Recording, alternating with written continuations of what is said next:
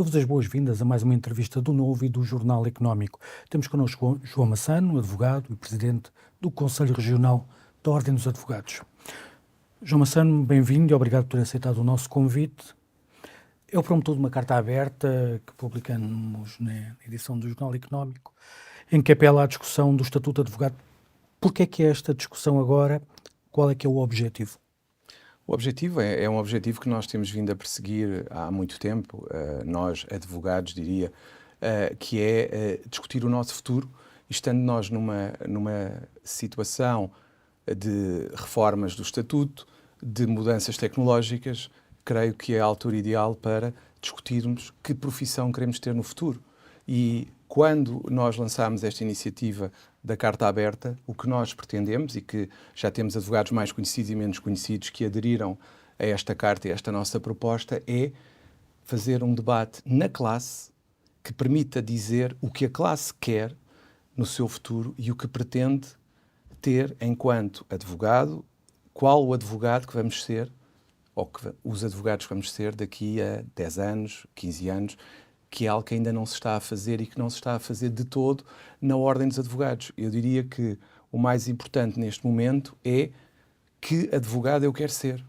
E isso passa por quê? Passa por algo que sempre foi feito quando houve grandes mudanças nos estatutos, que é ter uma Assembleia Geral que discuta uma proposta que depois seja apresentada ao poder político como sendo a proposta de todos os advogados e não de uma parte dos advogados. E é isso que nós pretendemos. O objetivo é a convocatória de uma Assembleia Geral para a Ordem, para ser discutido o futuro. Exatamente. No fundo, eu diria que mais abrangente é o futuro, mais restrito é que proposta vamos apresentar ao poder político que corresponda à vontade de todos os advogados, ou pelo menos daqueles que quiserem participar nesta discussão, e não limitada às classes dirigentes, que não faz sentido nenhum numa situação destas, com o poder político, com esta novidade que existe neste momento e o novo governo, aproveitar e apresentar a esse novo governo uma proposta que se possa dizer que é a proposta dos advogados e não dos dirigentes. Desde que já tinha alguns advogados que aderiram ao movimento, o que eu perguntava é se já com os seus pares com quem falou, qual foi a receptividade para esta proposta? A receptividade foi muito grande. Porquê? Porque também eles entendem que é a altura de discutir que advogados vamos ser no futuro.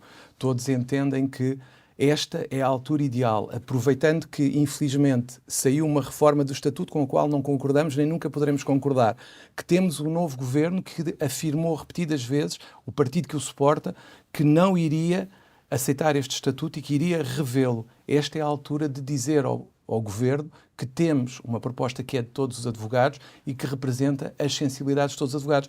Porque eu não acho que se deva caminhar para um Estatuto do apoio judiciário, para um Estatuto das grandes sociedades, um Estatuto das pequenas sociedades ou da prática individual. É um Estatuto que seja de todos os advogados e que não aliene partes da advocacia. E é isso que eu defendo e que o movimento tem vindo a defender, e as pessoas que têm aceito participar neste movimento estão plenamente convencidas disto. Ninguém tem uma postura de dizer é isto que eu quero ou aquilo que eu quero. O que nós queremos é que se fale do tema, se discuta o tema e se ouça as diversas sensibilidades da advocacia. Os estatutos da Ordem dos Advogados foram alterados, como referiu, mas há uma promessa de revisitação, provavelmente nesta legislatura, depois do processo atribulado em que foram aprovados na anterior.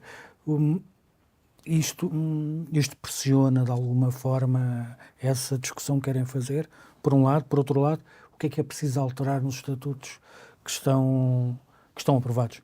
Primeiro, acho que é a conjuntura política ideal, porque se formos ver, de todos os partidos com representação parlamentar, há dois que claramente disseram que não concordavam com as alterações introduzidas pelo Partido Socialista, que são o PST e o Chega. Depois temos PCP e Bloco de Esquerda, que não concordam também com as alterações. Temos claramente uma maioria no Parlamento que, caso houvesse essa vontade política, poderia aprovar a revogação das alterações introduzidas e à aprovação, caso concorde, de um novo estatuto que reflita a vontade de toda a classe.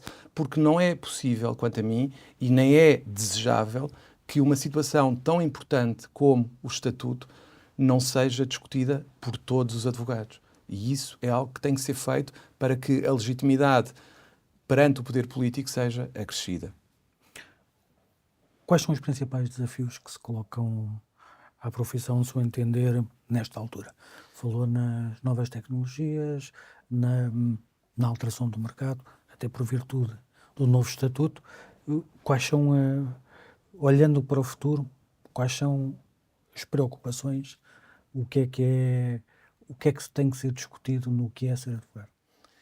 Eu creio que, primeiro, as alterações que foram feitas pelo anterior estatuto, que foram feitas pelo anterior poder político maioritário, relativamente aos atos próprios, por exemplo, são perigosíssimas para todos. Fomentam, por exemplo, aquela situação que tem vindo a ser muito referida das máfias que estão junto à AIMA. Porquê? Porque toda a gente agora pode praticar atos parecidos ou similares aos nossos. Este alargamento da concorrência prejudica o cidadão e facilita o trabalho destas máfias que, através de vídeos no YouTube, conseguem captar clientes e praticar atos próprios de advogados. Esse é um tema que, para mim, é essencial que seja revisto, é a questão dos atos próprios. Relativamente aos desafios tecnológicos, acho que nós temos, enquanto advogados, que pensar como é que nos vamos adaptar a esta transição tecnológica que é inevitável para todos nós, como é que nos vamos adaptar ao chat GPT e a tudo o que a inteligência artificial nos pode trazer e como é que vamos utilizá-la em proveito da classe. Porquê?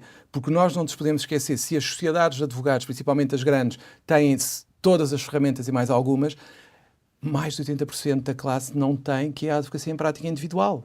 E está, diria eu, indefesa perante essas revoluções tecnológicas e é imprescindível que a Ordem dos Advogados consiga tomar a dianteira e apoiar esses advogados na transição tecnológica. E isso, para mim, é fundamental. A segurança social, no caso dos advogados, a CEPAS tem sido também uma questão, um tema de debate na classe e uma questão, até lhe podemos chamar, fraturante. O futuro passa também por aí, passa também por discutir o que é o depois da profissão, o que é a rede de suporte à profissão. Eu creio que nós estamos perante uma encruzilhada. A primeira grande encruzilhada é: queremos ser profissionais livres ou queremos ser funcionários?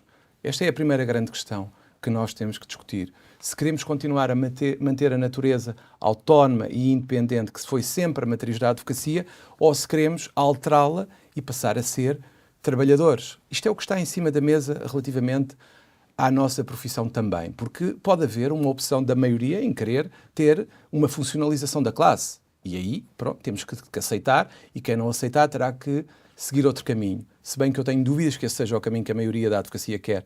Pelo que eu falo e pelo que eu tenho ouvido, as pessoas querem continuar a ser livres, o que querem é ter alguma rede de apoio. Porque, reparem, aqui eu acho que nós temos um referendo que diz liberdade de opção, não diz integração na segurança social. Agora, a liberdade de opção, como é óbvio, pressupõe que eu saiba o que estou a escolher e que eu estou informado para essa escolha. E neste momento eu entendo que não existe um debate suficiente que permita uma escolha informada.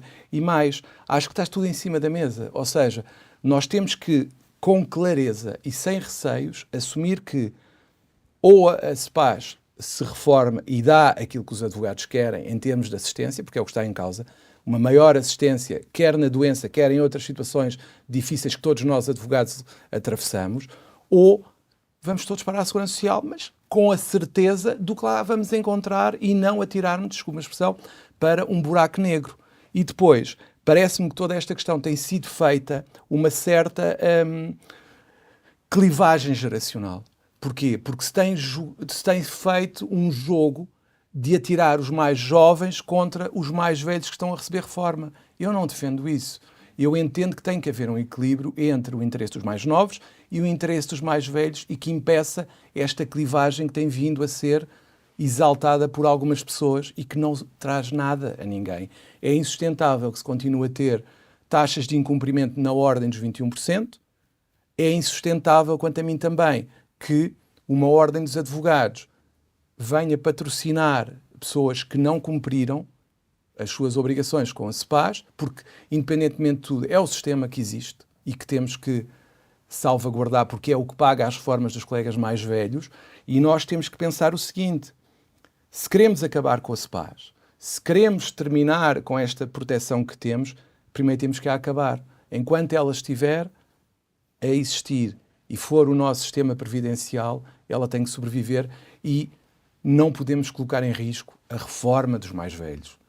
A nossa solidariedade geracional tem que existir e não podemos estar a tomar medidas que coloquem em causa essa sobrevivência. Refere-me uma clivagem. Eu perguntava-lhe de uma forma mais generalizada se é possível, nesta discussão, haver uma maioria esclarecida, haver pontos de união quando temos essa clivagem geracional, mas depois temos interesses diversos entre prática individual e grandes escritórios. A classe não é homogénea, não tem sido homogénea e tem-se mostrado, aliás, conflituante entre grupos. É possível chegar a um consenso? Eu entendo que é possível chegar a um consenso. Acho que tem que se encontrar e tem que se procurar o mínimo denominador comum que permita juntar todas essas tendências que existem dentro da classe. Porque há algo que nos define, que é a matriz da advocacia e o facto de sermos profissionais liberais e autónomos. E é a partir daí que nós temos que construir o edifício, de forma a que se consiga abranger as diversas tendências e não exaltar umas contra a outra. E fazer com que haja estas clivagens geracionais e entre práticas, porque não podemos estar permanentemente a estimular a luta entre, por exemplo, a prática individual e a prática societária, como se os grandes escritórios fossem os demónios e como se a prática individual fosse o ideal. Não, todas são formas de exercício da prática individual. Eu já estive dos dois lados e neste momento estou na prática individual e há coisas boas de um lado e coisas boas do outro e nós temos que saber juntar as duas práticas e unir na defesa de uma causa comum que é a advocacia, a dignidade da advocacia e a sua relevância na sociedade, que é isso que é o mais importante e que nos deveria juntar a todos, em vez de andarmos aqui a lutar uns com os outros. E isso, para mim, é algo que é possível, claramente. Já teve alguma reação nas conversas que tem tido do Conselho Geral sobre estas propostas de estar aberto à discussão do futuro dos advogados? Relativamente à questão que é o tema da Carta Aberta, o Conselho Regional de Lisboa, há 2 meses, mais coisa, menos coisa, enviou uma solicitação à Sra. Bastonária para que convocasse uma Assembleia Geral Extraordinária para a discussão dos estatutos e apresentação de uma proposta ao poder político. A resposta que obtivemos na altura, e que foi pública, foi vamos ouvir as classes dirigentes, os conselhos regionais e as delegações. Ora, eu acho que esta matéria tem que ir para além da classe dirigente e tem que ouvir toda a gente. Não podemos ficar fechados na classe dirigente. Numa altura em que sempre se fala, como há muito tempo se fala, do alinhamento das pessoas da ordem, nós temos que trazer as pessoas, ouvir a opinião delas e saber o que elas querem para o seu futuro. E depois passar para a forma de estatuto. É isso que eu defendo. E só isso. João Massano, muito obrigado. Obrigado a si que também nos acompanhou. Esta entrevista pode ser vista e lida nos sites do Novo e do JE, em o Novo.pt e em jornaleconómico.pt, onde continuará disponível. Estará também disponível em podcast nas principais plataformas. Obrigado e até uma próxima oportunidade.